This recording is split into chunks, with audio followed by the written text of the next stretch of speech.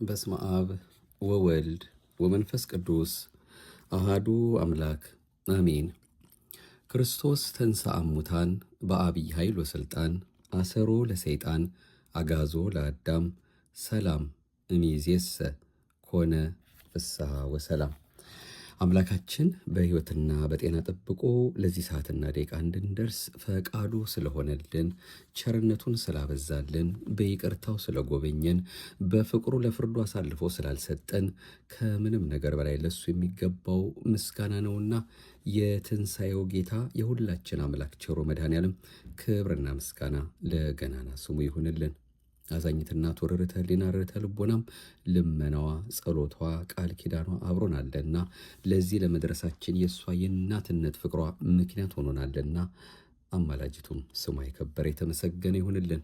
አምላከ ቅዱሳን ለዛሬም በተለይም ከትንሣኤው በኋላ እስከ በዓለ ዕርገቱ ድረስ ለ40 ቀናት አምላካችን በተለያየ ጊዜ እየተገለጠ ካስተማራቸው ትምህርቶች 7ቱ ኪዳናት ብለን ከዚህን ቀደም ማለትም ከዚህ መርሃ ግብር አስቀድሞ ባየነው ሁኔታ ማለት ነው ከነዚያ ውስጥ አንዱ የሆነውን በእንተ ትምህርተ ኅቡዓት የትምህርተ ኅቡዓትን ነገር የሚናገረውን እርሱ አምላካችን የቃሉ ባለቤት በደጋጎቹ አባቶቻችን አድሮ የሚያስተምረን ምስጢሩ እንዲገልጽልን እየተማጸን ነው እናደምጣለን። ማኅደረ ተዋሕዶን ነው በኢትዮጵያ ኦርቶዶክስ ተዋሕዶ ቤተክርስቲያናችን እምነት ስርዓትና ትውፊት የተዘጋጀ የሚቀርብልንን መንፈሳዊ የዩቱብ አገልግሎታችንን መከታተል የጀመርነው ትምህርተ ኅቡዓት። በስመ አብ ወወልድ ወመንፈስ ቅዱስ አሃዱ አምላክ አሜን።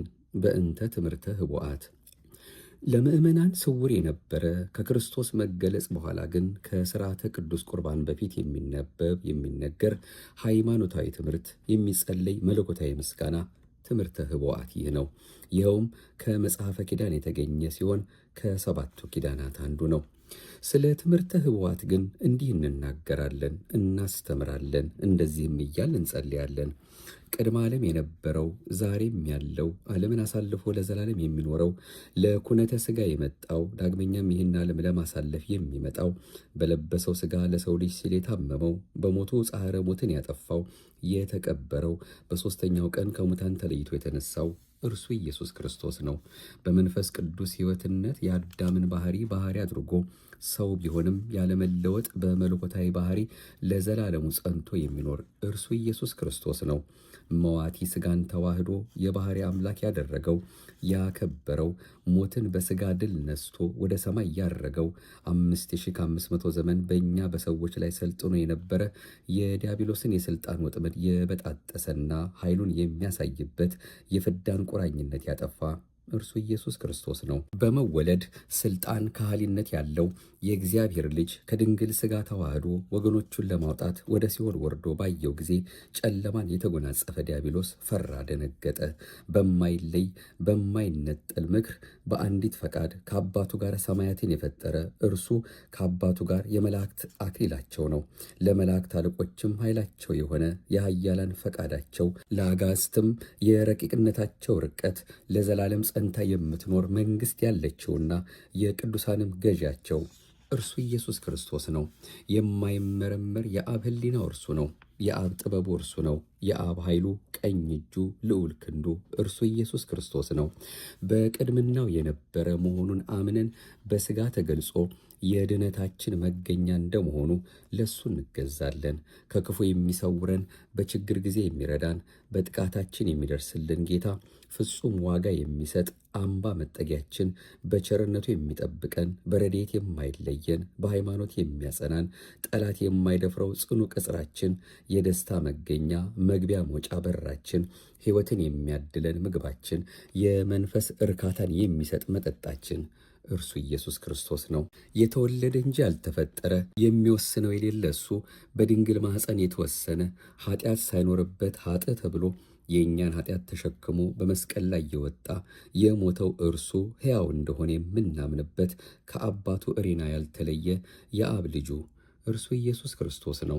በላይ በልዕልና ካለ ከአብ አንድነት ሳይለይ ከሰማይ ወርዶ በሥጋው በተቀበለው መከራ ያዳነን ሀብተ ንጽሕ ሀብተ ሕይወት የሚሆን የሚያድነን ሥጋውን ደሙን ያደለን በማየ ጥምቀት ከኃጢአት ነፃ ያደረገን እርሱ ኢየሱስ ክርስቶስ ነው።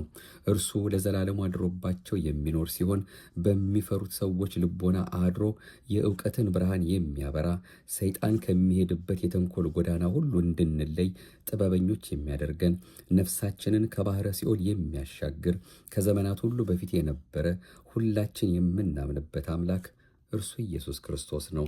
ቅድመ ዓለም የነበረ ከእግዚአብሔር አብ ጋር ለዘላለሙ ጸንቶ የሚኖር እሱ ከምትናደድ ሕሊና የተነሳ ስህተት ባመጣው ጠንቅና አእምሮ በማጣት ዓለም በፍዳ ተይዞ ሲንገላታ ባየው ጊዜ ባሕርየ ሰብን ሊያድን ወዶ በሰማይ ካሉ መልአክ ተሰውሮ በድንግል ማኅፀን ተወሰነና ወደ እርሱ አቀረበን። ክፉ ሐሳባችን ሁሉ አራቀልን፣ አጋንንትንም እንዲያውቁ አደረጋቸው። የማይመረመር የማይለወጥ ቃል የሚለወጥ ሥጋን ተዋህዶ መለወጥ ይስማማው የነበረ ሥጋን የማይለወጥ አደረገው።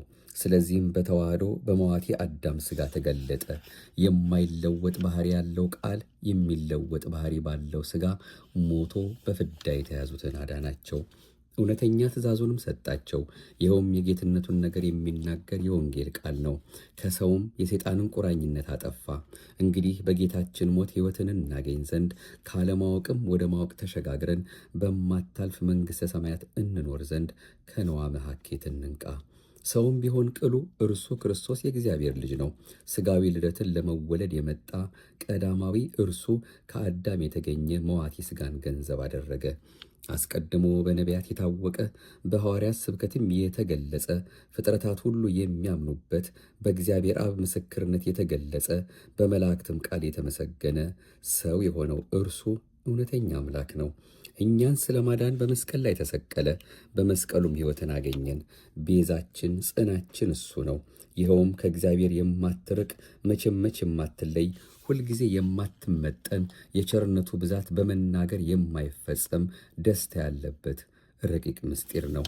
ስለዚህ በእነዚህ በላይና በታች ከንፈሮች ይህን ምስጢር ጠንቅቆ መናገር አይቻልም።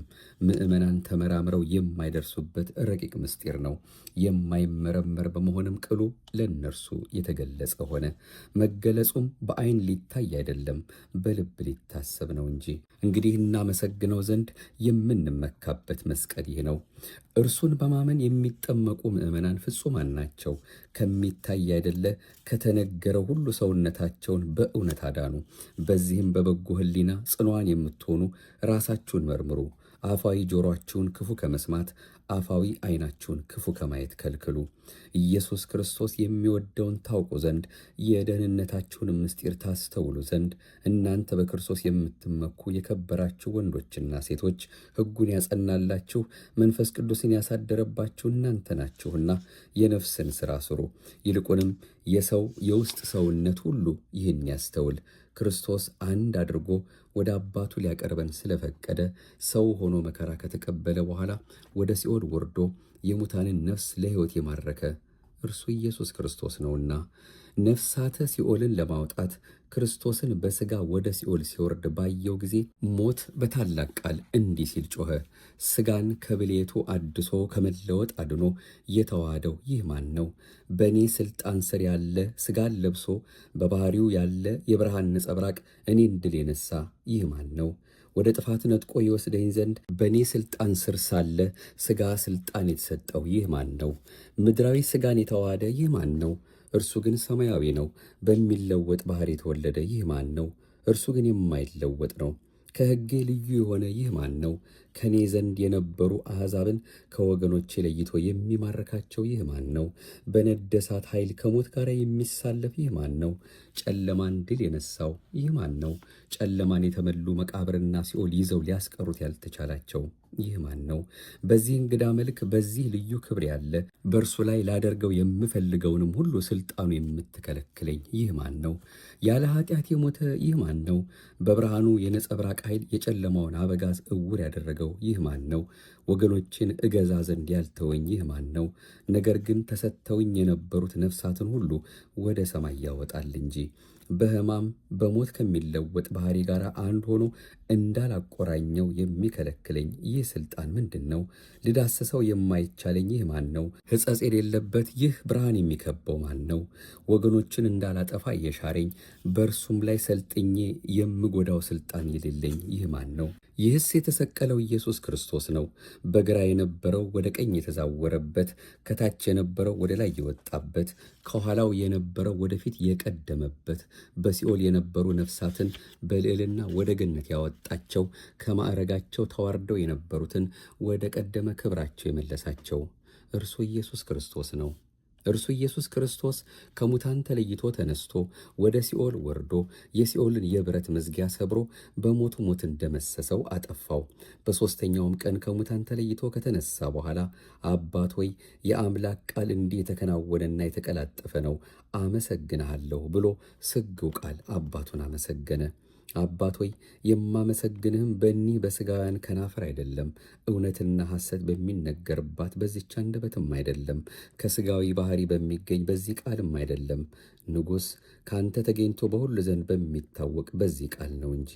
ስለሆነም ወደ ሥጋዊ ጆሮ የማይገባ ነው፣ በዚህ ዓለም ባለ በሚነገር ቃል አይደለምና። ከአንተ ተገኝታ ፍጥረት ሁሉ በተፈጠሩባት ቃል በአንተና በእኔ ሕልውና ባለ መንፈስ ቅዱስ ሕልው ሆኖ የሚናገር በዚህ ቃል ነው እንጂ።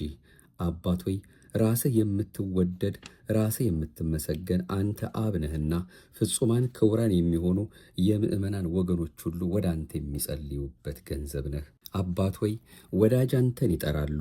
አባት ሆይ መጋቢ አንተን፣ ረዳት አንተን ይጠራሉ። የሁሉ ፈጣሪ ሁሉ በአንተ ቃል ተፈጥሯልና ሁሉ ላንተ ይገዛል። ቅድመ ዓለም የነበርክ ካንተ ብቻ በቀር አምላክ የለምና በእውነት ለዘላለም የምትኖር አንተ ብቻ ነህ። እንግዲህ ጠባቂው ወይም መምህሩ የምስጢራትን ነገር ይገልጥ ዘንድ ወደ አብ ከመጸለዩና ከመውጣቱ በፊት እንድታውቁ እንድትረዱ ጠባቂው የመንግሥተ ሰማያትን መግቢያ በር ያውቅ ዘንድ ይገባዋል ሲል ኢየሱስ ተናገረ። በሥጋው ደሙ የተዘመዱት በጸሎተ ቅዳሴም ስሙን የሚጠሩት ማን እንደሆነ በእዝነ ልቦናቸው ቢያውቁ ቢረዱ ይጠቀማሉና። ዳግመኛም አዲሶቹ አማኞችን እናንተ ወንድሞች ወደ እግዚአብሔር ቀርባችኋል፣ በእርሱ ብቻ አምናችሁ ጸንታችሁ እንዳላችሁ አውቃችኋል ይበላቸው። እርሷን ይስጣችሁና የተናገራት ሃይማኖትንም ገንዘብ ታደርጓት ዘንድ ይህችውም ዓይን ያላያት ጆሮ ያልሰማት በሰው ልቦና ያልታሰበች እግዚአብሔር ለሚወዱት ብቻ ያዘጋጃት ናት። ሙሴና ሌሎችም ቅዱሳን ነቢያት ሃይማኖት የእግዚአብሔር ገንዘብ መሆኗን ነግረውናልና አስተምረዋልና እኛም ክብር፣ ምስጋና፣ ጽን ለዘላለሙ ለእሱ የሚገባው መሆኑን በእውነት እናምናለን። ለዘላለሙ አሜን። ክብር ምስጋና ይሁን ለአብ፣ ክብር ምስጋና ይሁን ለወልድ፣ ክብር ምስጋና ይሁን ለመንፈስ ቅዱስ ዛሬም ዘወትርም ለዘላለሙ አሜን። ትምህርተ ኅቡዓት በዚህ መልኩ እንግዲህ ቅድስት ቤተክርስቲያናችን አንድም እያለች እያንዳንዱን እያመሰጠረች የምታስተምረው ልዩ ትምህርቷ እንደሆነ ከወዲሁ ለማስታወስም እንወዳለን። እኛ ንባቡን ብቻ ነው ያደረስናችሁ። የሰማነውን በልባችን ያሳድር። የደግነት የምሕረት ጌታ ቸሩ መድኃኔዓለም አሁንም በትንሣኤው ብርሃን እንዲያመላልሰን የደግነቱን ሥራ እንዲሰራልን ፍቅሩን እንዲያበዛልን በዚያም ብርሃን ተመላልሰን ዋጋ ለምናገኝበት ነገር እንዲያተጋን በአባትነት ፍቅሩ ስለጠራቸው ስላከበራቸው ስላጸደቃቸው አጽንቶም በስሙ ያን ሁሉ ተጋድሎ እንዲፈጽሙ አድርጎ ለእኛም ደግሞ በቃል ኪዳናቸው እንድንታመን በሰጠን በወዳጆቹ አማላጅነት ከሁሉ በላይ ደግሞ 9 ወር ከ5 ቀን ማኅፀኗ ላለም አድርጎ ስለተገኘባት ስለ ርርተ ሕሊና ስለ ርርተ ልቦና ስላዛኝት እናቱ ብሎ የእኔንም የእናንተንም መጨረሻ እንዲያሳምርልን ሁላችንንም ለደገኛው ክብር እንዲያበቃን ፈቃዱ ይሁንልን። ሀገራችን ኢትዮጵያን አሁንም እርሱ አምላካችን በዓይነ ምሕረቱ ይመልከትልን፣ ደጉን መልካሙን ጊዜ ያቀርብልን። አሜን። ይቆየን። ይህንን በነጻች በጎላች በተረዳች ለቅዱሳን ፈጽሞ አንድ ጊዜ በተሰጠችዋ በተዋህዶ እምነታችን ስር ልንሰማው ልንከታተለው የሚያስፈልገውን የዛሬው መርሃ ግብራችን የሚያደረስነው በማኅደረ ተዋህዶ መንፈሳዊ የዩቱብ አገልግሎታችን ነው። ለሚያደምጡ ሁሉ እንግዲህ ማዳረሳቸውን እንዳትረሱብን ከወዲሁ ለመጠቆም እንወዳለን። አቤቱ አንተን መፍራትን በልቦናችን በጎ አምልኮትህንም በሕሊናችን ጨምር። አሜን። ይቆየን። በተለየ መርሃ ግብር በቀጣዩ እንዲሁ ተገናኝተን ደግሞ እሱ አምላካችን የወደደውን ከባህር የሰፋውን ከማይደርቀው ምንጯ ከማይጎልባት ከተዋህዶ ጓዳ እያመጣን አሁንም የቅርብ ምንጮቻችን እየጠቀስን መከታተላችንን እንቀጥላለን። የቀጠሮ ሰዎች ይበለን። ሰላም እግዚአብሔር ከሁላችን ጋር ይሆንልን። አሜን። ይቆየን።